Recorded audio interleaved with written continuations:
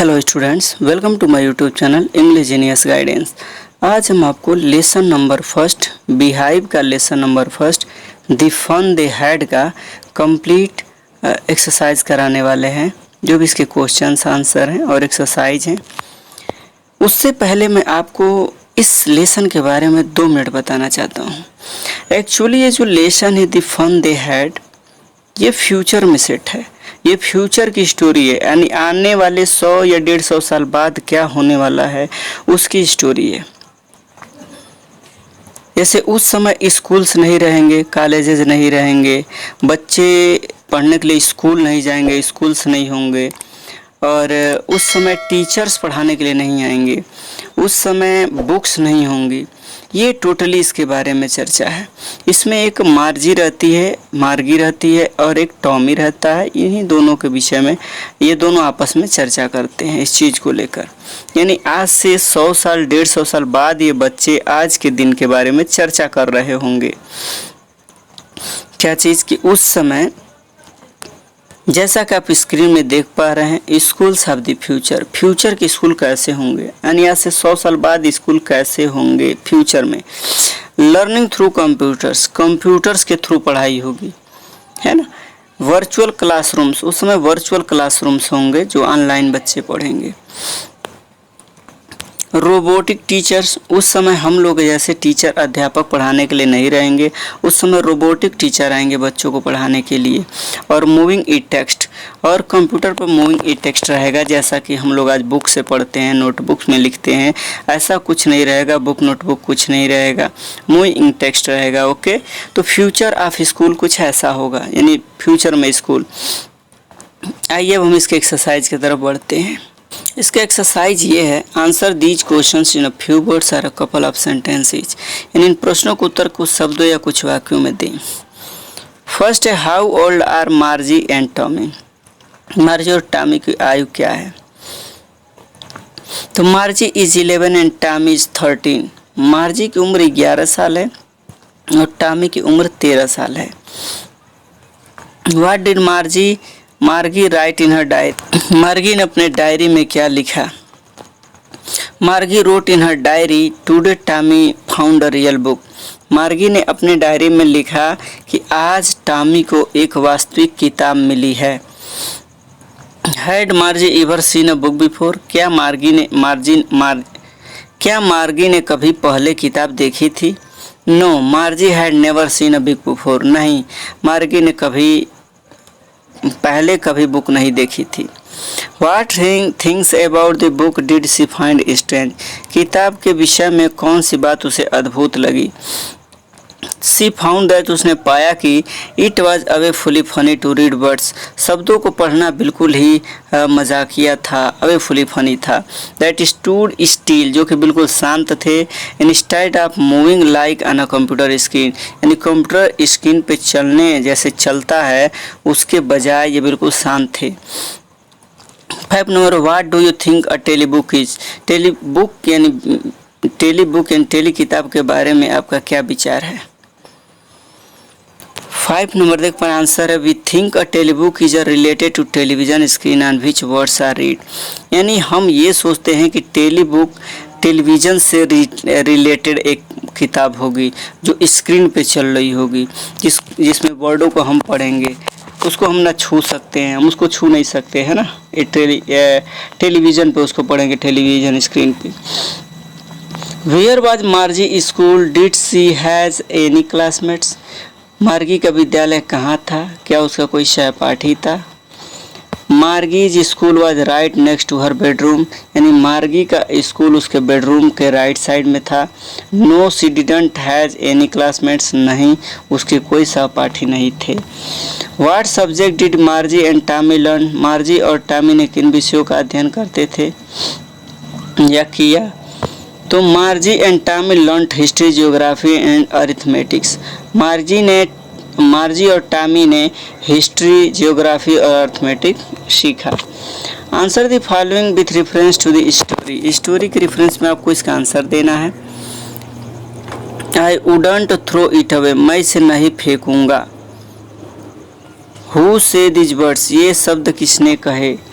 Answer है Tommy से this words, Tommy ने इन शब्दों को कहा। Next, what does it refer to, it शब्द किसके लिए प्रयुक्त हुआ है? तो it refers to book which Tommy found, यानी जो टॉमी ने किताब पाया था उसके लिए इट का यूज हुआ है। What did it being compared with by the speaker, वक्ता ने इसकी तुलना किसके साथ की है? तो it is being compared with their television screen, यानी इसकी तुलना उसके कंप्यूटर की जो टेलीविजन स्क्रीन है उससे किया गया है। Second number, sure they had a teacher but it wasn't regular teacher, it was a man, निश्चित रूप से उनका एक शिक्षक होता था परंतु यह एक नियमित शिक्षक नहीं था, यह एक आदमी था। First number, who does they refer to, they किसके लिए यानी दे यानी वे शब्द किसके लिए प्रयुक्त हुआ है? तो they refers to children of the past, यानी दे शब्द यहाँ पे जो पास्ट के चिल्ड्रेन है, बच्चे हैं, उनके लिए रेफर हुआ है। What does regular mean here, नियमित का यहाँ क्या मतलब है? तो रेगुलर हियर मीन्स नॉर्मल और of the usual kind. Third number, what is contrasted with, इसकी किससे तुलना की गई है? तो it contrasted with a man, इसकी तुलना एक इंसान से की गई है, आदमी से की गई है। Third number, answer each of the questions in a short paragraph about 30 words, इन प्रश्नों के उत्तर छोटे गद्य में दीजिए लगभग 30 शब्दों में।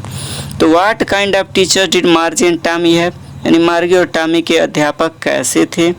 तो मार्गी and Tommy has mechanical teachers, they appears on their TV screen और फिक्स टाइम, यानी मार्गी और टॉमी के जो मैकेनिकल टीचर थे वे टेलीविज़न स्क्रीन पे एक फिक्स समय पे आते थे, यानी एक फिक्स टाइम पे आते थे। Why did मार्जी mother sent for the county inspector, मार्गी की माँ ने क्षेत्रीय निरीक्षक को बुलावा क्यों भेजा? क्षेत्रीय निरीक्षक को बुलावा क्यों भेजा? तो Margie's mother sent for the county inspector, यानी मार्गी की माता ने क्षेत्रीय निरीक्षक को इसलिए बुलाया because mechanical teacher had been giving Margie test, क्योंकि मार्जी का जो मैकेनिकल टीचर था उसे टेस्ट दे रहे थे। After test in geography and she had been doing worse and worse, और टेस्ट के बाद जियोग्राफी में वो खराब से खराब प्रदर्शन किए जा रही थी, यानी बहुत खराब प्रदर्शन किए जा रही थी, इसलिए मार्जी की माता ने क्षेत्रीय निरीक्षक को बुलाया था।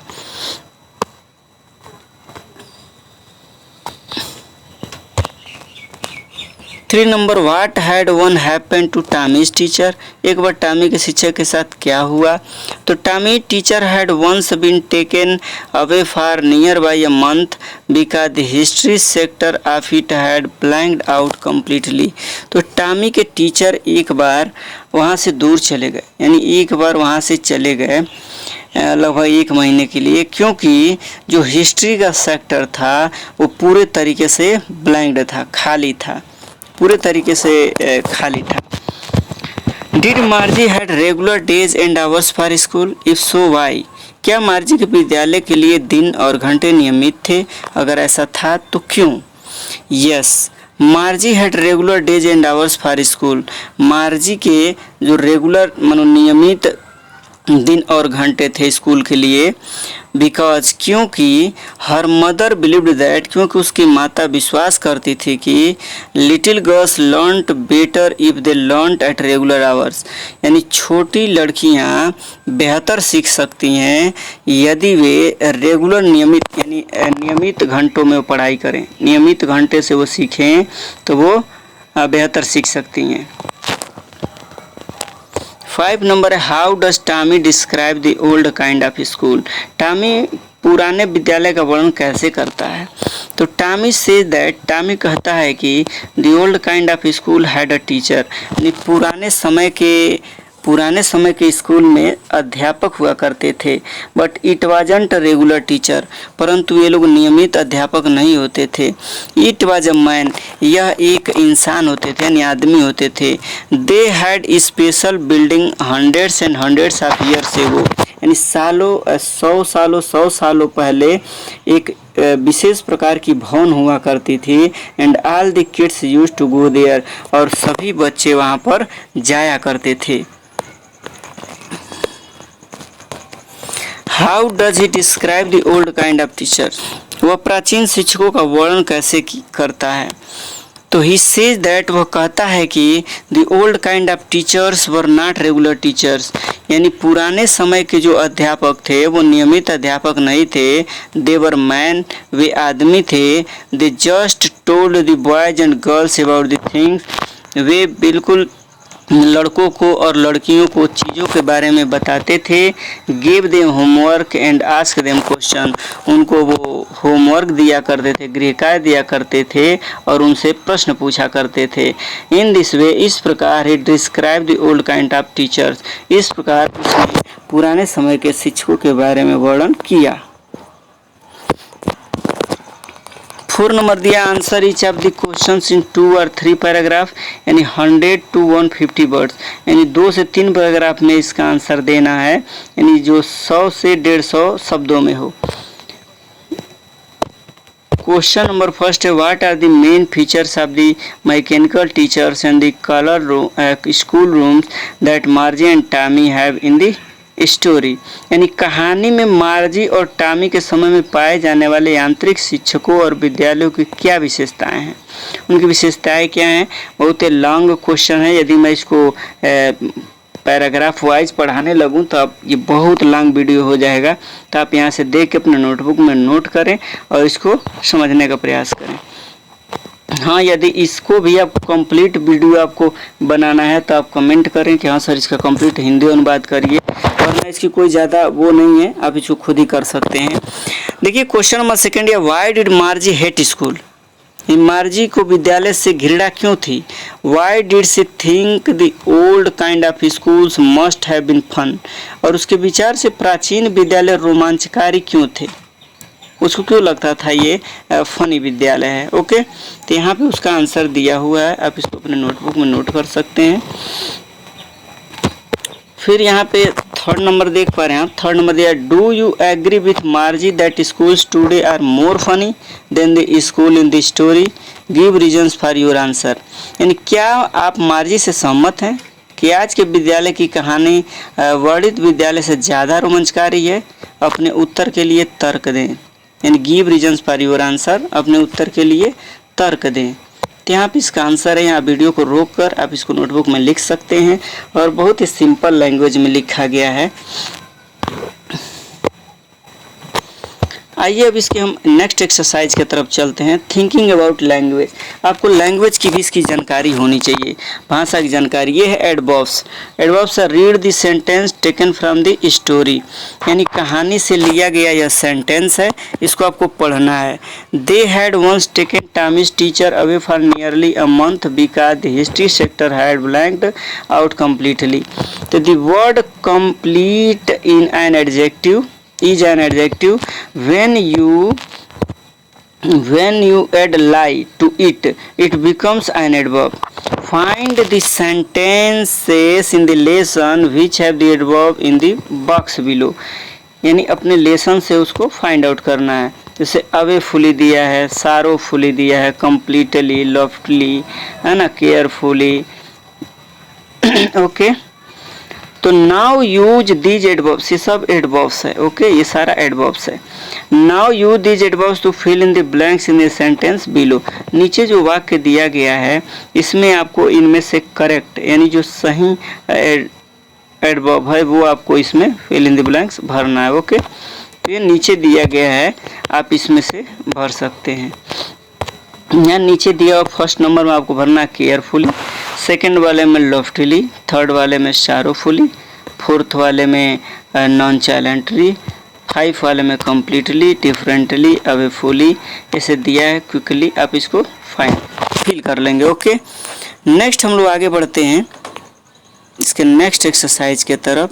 तो यहाँ पर आता है रिमेंबर, याद रखें, an adverb describe action, you can form adverb by adding ly, यानी एडवर्ब बनाने के लिए हम ly ऐड करके बना सकते हैं टू एडजेक्टिव में ly ऐड करके बना सकते हैं। स्पेलिंग में आपको नोट देना है कि when an adjective and in y से एंड होता है, the y change into i when you add ly, जब आप ly ऐड करते हैं तो उससे पहले अगर ये y हो तो y को I में बदल लेंगे, फिर ly ऐड करेंगे, फॉर्म है एडजेक्टिव। एग्जांपल में देखिए, जैसे एंग्री दिया है तो लास्ट वाले में y है, तो y को हटाकर और यहाँ पे I लगा देंगे, y की जगह पे I लगाएंगे, फिर ly ऐड करेंगे। ओके, तो आइए यहाँ पे एक्सरसाइज दिया, exercise number 3, make adverbs from these adjectives. Adjective दिया है और इसको आपको एडवर्ब बनाना है, तो यहाँ पर आंसर दिया हुआ है, एंग्री का एंग्रीली, हैप्पी का हैप्पीली, मैरिली का मैरिली, है ना, स्लीपली, इजीली, नॉइजली, टेरिली और ग्लूमली। इस प्रकार से आप इसमें फिल कर सकते हैं। ओके, सेकेंड नंबर दिया, if not and unless. Imagine that, ये सब इसको रीड करिए आप केयरफुली, है ना, उसके बाद से आप इसको कर लेंगे। Complete the following condition sentence, use the correct form of the verb. Verb का करेक्ट फॉर्म यूज करके इसको फिल करना है। If don't go to Anu's party tonight, first में होगा she will be angry with me, she will be angry with me. Second है, if you don't telephone the hotel to order food we will feel hungry a lot. Okay, इस प्रकार से ये नीचे दिया हुआ, आप इसको फिल करके इसको कंप्लीट कर लेंगे। ओके, हम उम्मीद करते हैं कि वीडियो आपको पसंद आया होगा। पसंद आएगा तो अपने दोस्तों के पास भी शेयर कीजिए, और हमारे चैनल पर पहली बार विजिट कर रहे हैं तो इसको सब्सक्राइब कर लीजिए और बेल आइकन को दबाना न भूलिए, जिससे कि हमारे वीडियोज़ के लेटेस्ट नोटिफिकेशन आप तक पहुँच पाए। Thank you, thanks for watching.